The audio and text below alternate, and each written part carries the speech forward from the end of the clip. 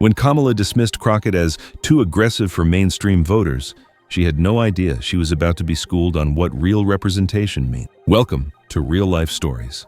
Before we dive into this explosive Democratic Party confrontation, tell us in the comments which city you're watching from, and if you believe stories like this need to be told, don't forget to hit that subscribe button and like this video, because what you'll learn tonight reveals the battle for the soul of the Democratic Party. The Omni Homestead Resort in Hot Springs, Virginia, was supposed to be a peaceful retreat for Democratic leadership to strategize for the upcoming election cycle. Instead, it became the site of one of the most heated confrontations in modern party history.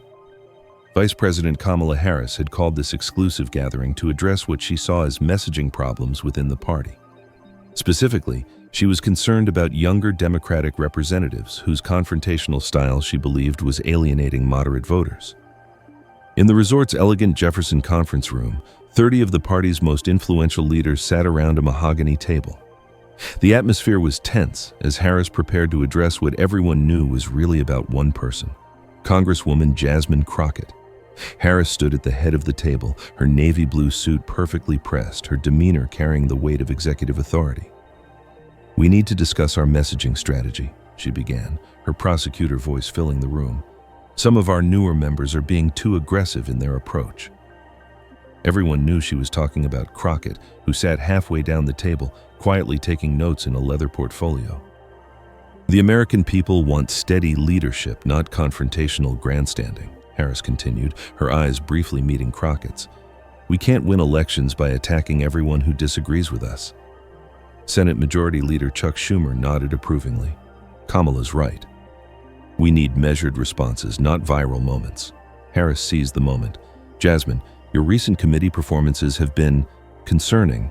Your aggressive questioning style is making headlines for the wrong reasons." The room fell silent. This was the moment everyone had been waiting for, the establishment finally confronting the rising star. Crockett looked up from her notes, her expression calm but alert. "Could you be more specific about what you find concerning, Madam Vice President?"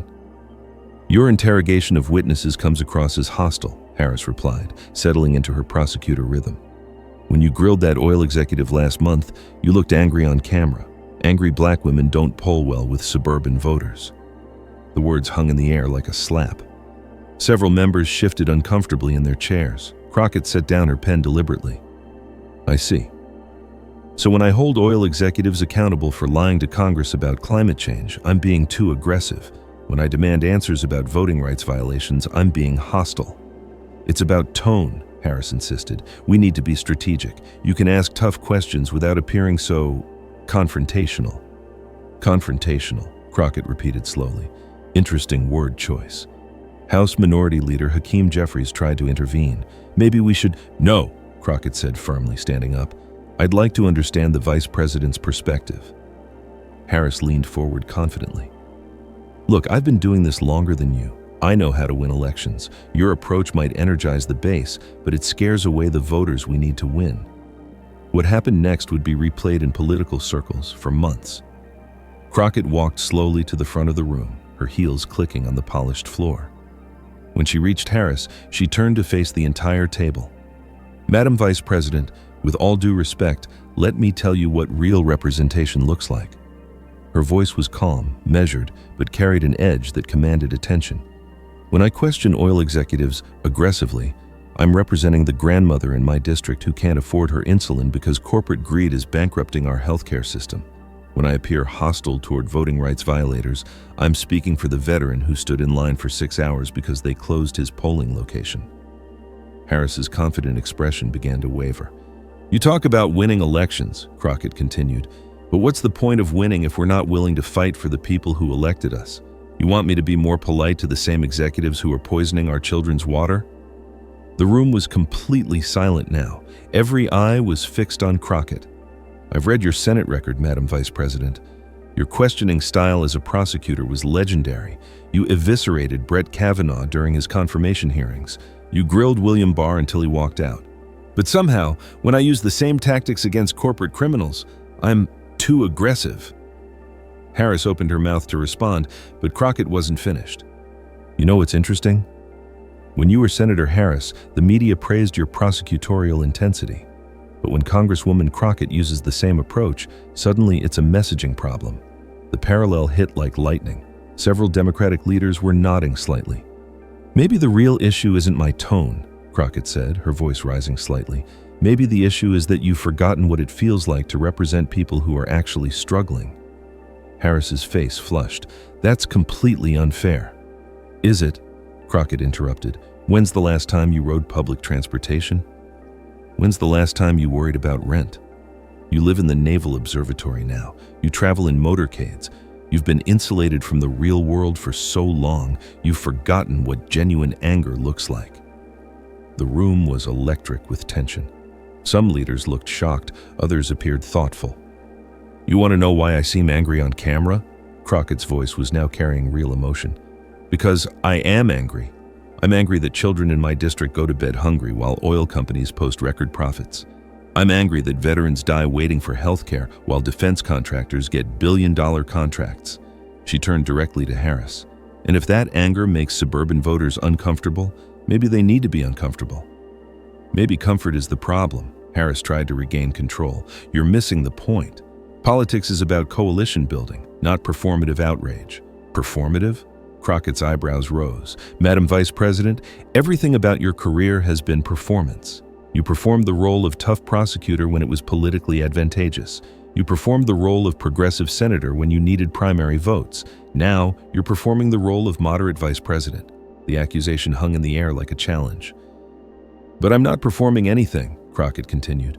I'm being exactly who I've always been, someone who fights for people who can't fight for themselves.